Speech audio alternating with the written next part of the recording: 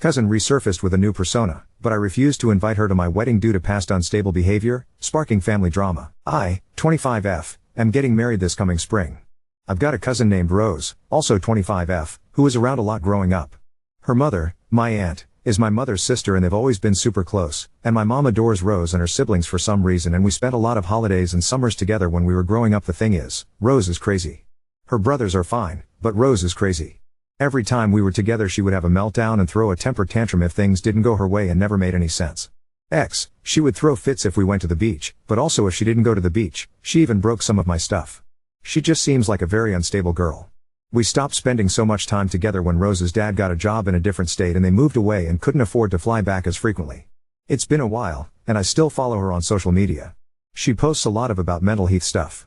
She goes by a new name, has a new look, and she's even dating some guy. But I don't think it's authentic. I think she's trying to reinvent herself because she used to be such a brat and is trying to make people forget how she used to treat them. I'm pretty sure she is BPD. This Christmas was at my mom's house and my fiancé and I figured that we would hand out the wedding invites there and not risk them getting lost in the mail. Most people at Christmas got one, but Rose, naturally, wasn't invited. I don't want her ruining our special or anything. She was pretty mellow and was talking about her new job and stuff. She came up and told me that she noticed that her brothers had gotten an invite but I had forgotten to give her one. I told her I didn't think she would want to come, since when we used to get together nothing seemed right for her. She seemed really taken aback, apologized for how she used to act because she had a lot of stuff to deal with, and said she was sorry that I didn't think she couldn't change from when she was a kid. I held firm because this is the first time she's ever apologized to me for how she tried to ruin stuff and I think she was just trying to manipulate me into getting her way like she always used to. Her family realized that she had never gotten an invite, and one of her brothers called and asked why his sister wasn't invited. I reiterated that I didn't feel comfortable with a mentally unstable woman at my wedding and he got angry and said that I was stupid for being mad at something that happened so fucking long ago and that I was being ridiculous and bigoted and said he didn't want to come either and hung up. Then Rose's mom called my mom and said that if her daughter was the only family member not invited that she wasn't going to attend. Now my mom is upset that her sister and nibblings, her word, aren't coming and begged me to just invite Rose. But you can't fully cure mental illness, and I don't want her coming and smashing my cake or something. Ida? Oop. Look, if one day I decided to shave my head and change my name to something completely different and demand people now call me this new name, it would look like I had some sort of mental break. I don't know why people think that this is a stable thing to do. It seemed way more violent and not typical. Random things would set her off, like once she went into her room and pulled off the heads of all her Barbies, and one of mine because we were playing together earlier, and another time at her birthday she was really happy opening presents and then she unwrapped a new dress my mom got her and started crying and wouldn't tell anyone why she didn't like it. She was fine at Christmas, but since I don't know what triggers her I don't want to risk it happening at my wedding. Update 1. I, 25F, am getting married in several months. Sorry if this sounds convoluted. I'm really stressed over this whole thing and it's sometimes hard to keep my thoughts together. It's a long story, but there has been some drama about me not inviting my cousin, also 25F, that spiraled into family drama, and now her parents and brothers are threatening to pull out if I don't invite her.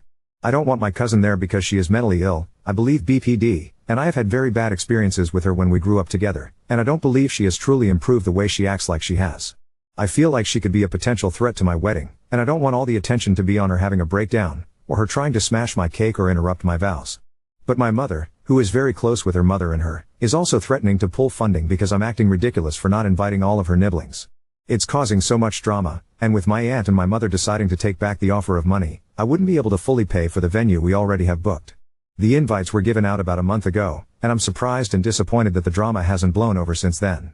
I got advice on Reddit before that suggested extra security to shadow my cousin specifically. It looked like that was the only way to keep this venue, so I brought it up with my fiancé and he said he was fine with hiring someone, or even having one of his relatives shadow her the entire time and make sure she didn't try anything. So I mentioned it to my mother, but she didn't like the idea. She says my cousin isn't a threat, and I'm being awful towards her.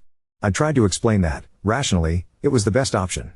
My cousin is a mentally ill woman, and I doubt the venue would appreciate us inviting someone with a known history of destruction and meltdowns. This way, she can have her nieces and nephews and sister at the wedding and I can have slightly more peace of mind. I'm trying to maintain this bone, Dari, but my mom still insists that I'm being awful for some reason. I'm just trying to maintain the peace while feeling safe at my own wedding. Ida? Edit, this post is getting brigaded. I would like it if you would stop baselessly speculating on my cousin's sexuality and implying that I'm a bad person because of it. Edit 2, for everyone implying that my mother is fully funding my wedding, that isn't true. She is contributing a significant amount, but I did not ask her to. She offered. If I had known that the money came with strings attached I would have chosen a cheaper venue when planning. Pulling out now would lose my deposit, which I paid for, and cause me to have to do a lot of rescheduling and replanning. I'm not going to give in and let some psycho ruin me and my fiancé's day. To those recommending I go low or no contact with my mother, that isn't an option. I love her and she loves me, and I'm not going to destroy our relationship because of some psycho. You're being entitled, rude and manipulative. I read your post and I remember you from a previous post where you handed out invites to your wedding in front of her, which was completely uncalled and callous of you. You're justing someone who you haven't seen for years for things they did as a child. How would you like every mistake you've made held against you? As this rate you'll be lucky if you have any family left attending your wedding. Uda Pete friend 86 Nah. I can't be sure if your mother is dismissive or if you're overly alert. What I can be sure of is the fact that you're under your mother's thumb as long as you let her hold funding over your head. Fit Humor 5022 Op isn't paying for this at all. Mom Shao will take away the money if Op does this. Op is just an entitled brat. I wouldn't be able to fully pay for the venue we already have booked. Oop, my mother thinks that she has changed, but I think she's too easily trusting. I last saw my cousin at Christmas, and my mom pointed out that my cousin had apologized. Then, but she only apologized after she realized she had not been invited to the wedding. She never apologized before about how she used to treat me. She also seems to have had some sort of breakdown a year ago. She had a radical change in her appearance, shaved her head, and changed her name. Our family thinks it's fine and brave or whatever, but it just reminded me of Britney Spears doing the same thing during her breakdown. I stopped replying to my Ada post because it was clear that it was being brigaded and people even linked the subreddit that was brigading. I keep getting harassing messages on my other post and through private messages, so I see that people are stalking my profile as well. People are making assumptions about me and my feelings towards the LGBT community and transgenderism that are irrelevant to my post about my cousin. My cousin is female and mentally ill. My cousin is not a man and has never told me that she thinks she's a man. I think that a woman is allowed to want to feel safe and secure at her own wedding without misogynistic slurs being thrown at her and being forced to accommodate mental illness at a celebration that is not for the mentally ill woman. I am not going to elope and I am not going to cancel. I know my mother loves me, even if she also likes my cousins, and would not abandon me. My fiancé stands by me no matter what and agrees with my stance on the whole thing. I appreciate all the actual advice I've received. My cousin will be invited to placate my mother, and I've told her that I will invite her and not hire security. My fiancé's cousin will shadow her the entire time if she makes it into the venue. She will not be allowed to bring A+1 and invite her boyfriend/girlfriend. If she does not stick to the dress code, she will not be allowed in. The dress code is simple and already established, a formal or semi-formal dress for female guests and a suit for male guests, all within my wedding colors. It's pretty standard for weddings, so if she can't manage that, then oh well, I can tell my mother I tried to accommodate her background. I'm getting married this spring. Around Christmas I sent out the invites to the family I wanted there, but did not invite a female cousin of mine, Rose, because I did not get along with her when we were growing up together and I haven't seen her in a long time.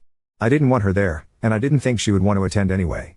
She's a bit of a tomboy, and I doubt she'd want to put on a dress and spend the day at a fancy party with us, but my mother is very close to her mother, they're really close in age, and both of them were contributing money to help fund my wedding for the venue I wanted and already have booked.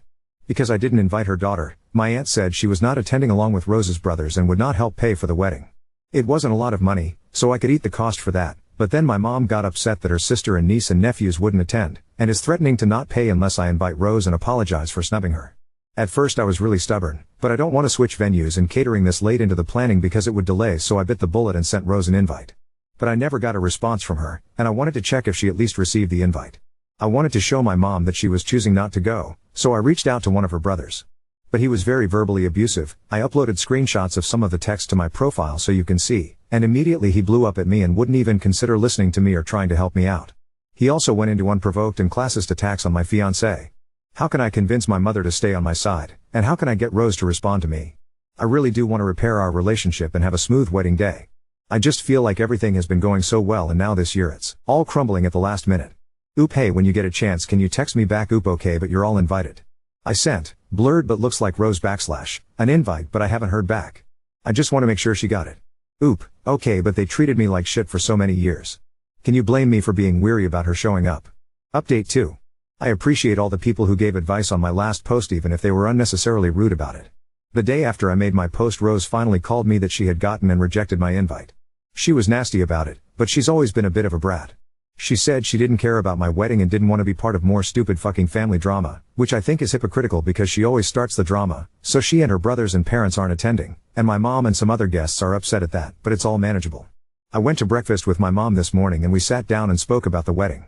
I took advice from my last post and told her that if she continued to favor a cousin over her daughter then I would never speak to her again and she would not be invited to the rescheduled wedding. A lot was said, But she broke down and admitted that she was bluffing and didn't actually want to ruin my big day. She was just upset with how I had acted back around the holidays and hoped that her threat would be a wake-up call. I apologized and acknowledged that I didn't realize how hurtful my actions would have been perceived. She essentially raised me by myself, and I have always tried to live by the values she instilled in me, even if they aren't always popular with others, and I told her this. So the wedding should still be on course. I still have to find the money to make up for what my aunt would have paid, but I don't think it's a lot and my fiancé will probably be able to cover it. Thank you again for all the advice. I can't really blame him for calling it off, because it was for financial reasons. But I feel like I can't talk to him about it because I'll start saying things that I regret. I was set to get married today. It was great, I had everything planned out perfectly. My venue was on the pricey side, but both my mother and aunt said they would help pay for it to make my wedding perfect.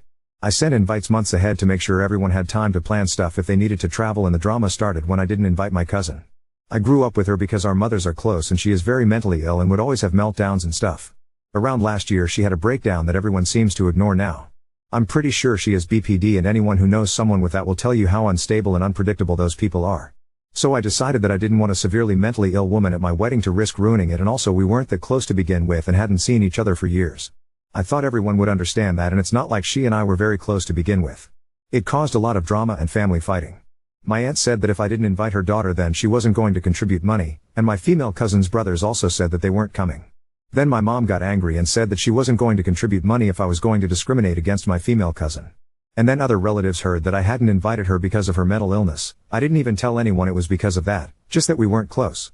But I guess she was telling them that I was being bigoted against her because of her illness. I settled things with my mom, who agreed to pay, and I even offered my cousin an invite and apologized for excluding her when I initially sent out the invites. But she brushed me off and said she didn't want to go to my wedding. But my aunt never accepted the apology and still refused to pay. I thought that was fine because my fiancé could make up the difference, and asked my dad if he was willing to contribute more. He divorced my mom when I was a kid and we're not super close anymore because of it, but he still offered some money, but neither of them were able to pitch in anymore, and my savings also aren't enough unless I wanted to completely wipe them out or take out a loan, and I don't think that's a very good financial choice. I want the perfect wedding, but I don't want to go into debt for it. I finally decided to fold and look for another venue, but all of the ones I wanted were booked for the rest of the year. Last month my fiancé told me that we should postpone the wedding for a year so that we find the perfect venue that we can afford. I had to call all my friends and the family members who still wanted to go and basically tell them I was too poor to get married this year. It was humiliating. All of this is because of my cousin, who got pissy that I didn't want her at my wedding, and she doesn't even want to go to the wedding anyway, and did her best to turn my family against me. Update 3. A bit of backstory: we were supposed to get married a few months ago. There was wedding drama that involved a female family member on my side trying to start shit and basically sabotage my wedding because I didn't invite her. She struggles with mental illness, so her throwing a fit wasn't a shocker, but the resulting family drama was. Anyway, it ended up with us not having enough money for my wedding. It was too close to be able to reschedule a venue, so we decided to cut our losses and get married next year instead. We still had a 2-week Mediterranean cruise scheduled as our honeymoon, so he said we should just go on it as a normal vacation to try and unwind after the disaster of a year I've had so far. It was nice. But near the end he got more and more distant, and once we landed back home I joked it was back to wedding planning, and he got very serious. A.N.D. admitted that he doesn't think planning a wedding is a very good idea. He said the family bullshit drama had made him reconsider, and he thought that the cruise would soften the blow. I was crying and said I'd cut off the shitty family members and obviously we would never see the psycho relative ever again. But he said it wasn't just that I had shitty crazy family members, and it's been almost a week since he was last home. He's staying with his brother. I'm numb at this point. Everything's gone off the rails. The cruise actually made me feel worse, like he was just wanted to have fun and was using me for sex before dropping me. I fucking hate all of this. Are you the person who didn't want to invite her supposedly mentally ill cousin whose mother was helping pay for the wedding? That was quite a saga. Because if that's you, he's right, it's not that you have shitty family members, you are the shitty family member. Now on to second story. Disciplined my prankster sister by taking her phone after she nearly got me fired with her tasteless joke at school. I, 27 male, am the guardian of my younger sister, 13F, and I work for the USPS. Lately I've been on a route that delivers mail to the local middle school and high school, and she happens to go there. Today I was at the middle school walking to the main office with the mail, and then suddenly I hear "back away, pedo." And I got really started and looked, and it's my younger sister with her friend. She was laughing and I told her that wasn't funny, and a nearby teacher came over firmly asking what was happening. I frantically explained I was delivering the mail and she was my younger sister who was making a tasteless joke, and my sister was just standing there enjoying the situation. Fortunately the teacher heard me and just told my sister and her friend to get back to class. Before she left I said hey, and she looked and I sternly said give me your phone, and she stopped for a moment and said what? And I told her to give me her phone. She protested at first, but I persisted and she gave me her phone and seemed really upset and annoyed as she walked away. I got home this afternoon and she was fucking pissed at me. Finally, I got to have a conversation with her about it and I told her behavior was completely inappropriate and unacceptable because she very easily could have made me lose my job, which is putting the food in our mouths and clothes on our backs and roof above our heads, just because she wanted a quick giggle. She continued to persist and pulled the "who do you think you are, my parent?" And I said I think I'm the person who pays for your cell phone bill and can easily cancel that phone plan anytime they want. She just walked away and I asked if she was gonna eat dinner or should I put it away, and she flipped me off as she went upstairs, to which I called out, "Yeah, okay, I'm keeping your phone another day. My sister is a big ray of hope in my sea of depression and stress and the most important thing in my life and my reason for trudging through this shit job, but holy shit, she can be such a brat sometimes." I'm wondering if maybe I overreacted by taking her phone. Maybe this is a completely separate thing, but sometimes it just feels so weird punishing her. Like I feel I'm the one who's supposed to help get her out of parental punishments rather than the one asserting them. Update 1. I delivered mail at her school yesterday and saw the teacher who was involved in the situation and anxiously asked her if anything was going to come of it. She said she admittedly did have a little talk with her after, and based on what my sister said and what she saw of the situation firsthand, she didn't see a need to report it. But she did say if my sister keeps saying stuff like that, she would feel compelled to report it. I almost dropped to my knees thanking her. So I've been thinking of the whole situation for the past 2 days and have been soul searching or whatever, and decided I'd talk to her again. Now, I worked really late this afternoon and had a pretty draining, upsetting and really hard/heavy day. I got home rather late, but my sister actually stayed up to wait for me and said she wanted to talk to me. She asked if we could sit down and then she told me she was really sorry for saying what she did and she didn't mean to embarrass me or get me fired or anything, and said she was out of line for flipping me off and told me she was sorry for that too, and then she told me she loved me. So I had some stuff I was trying to figure out how to articulate, but she initiated the conversation, so I just threw out what I had even though it was undercooked. I told her I appreciate the apology, but she clearly doesn't understand how serious her joke was. I told her that little joke seriously could have ruined both of our lives, since if the wrong person heard, Child Protective Services would have put her into foster care and forced her to live in some rundown place with, potentially dangerous, people she's never met, and she would be doing so all alone without me, and I'd potentially be facing legal action and without a job, all because she wanted a little giggle. Then I said I really haven't appreciated her attitude as of late and the way she's been talking to me, and I said some of her behavior is completely inappropriate. I used the flipping me off and making that joke as examples, and while I always will be her big brother, I'm also her parent right now. So I told her I was going to limit her screen time/internet time, and to start I made the decision I'm going to be giving her a flip phone. And that, ladies and gentlemen, is where all hell broke loose. She just blankly stared at me for a second and said what? And was asking if I was joking and why would I do that. I did my best to stay firm and just said I'm sorry but that's what's gonna happen, and she was begging me and profusely apologizing for her bad attitude, and she asked why I was giving such a harsh punishment for her stupid joke. She actually started crying and I felt horrible and wanted to tell her actually I'll think about it, and I felt like such an asshole for not saying that. But then once she realized I was firm, she switched planes and went into offense mode. She started pinballing between points as to why I can't do this, I'm being controlling, malicious, self-centered, and others, and she also made some cheap and unsavory comments relating to the fact that I recently received an autism diagnosis and questioning the effect that has on my decision-making skills. I think that was the one time I lost my cool in that conversation because I just said ableism. Nice. And she said something ridiculous like, is it ableism if you're actually being stupid? And I nodded, said a well thought out rebuttal. Some more shit was said, but it ended with her literally screaming and saying I was being unreasonable and she hates me before going upstairs. That went about as I expected. I'm just really happy she didn't tell me she wished I was dead again or that she wished she didn't live with me. Pretty low bar, but I was anticipating that. I can live with I hate you. I don't really have much else to say except God, I can't wait until I can go back to being her brother instead of her parent.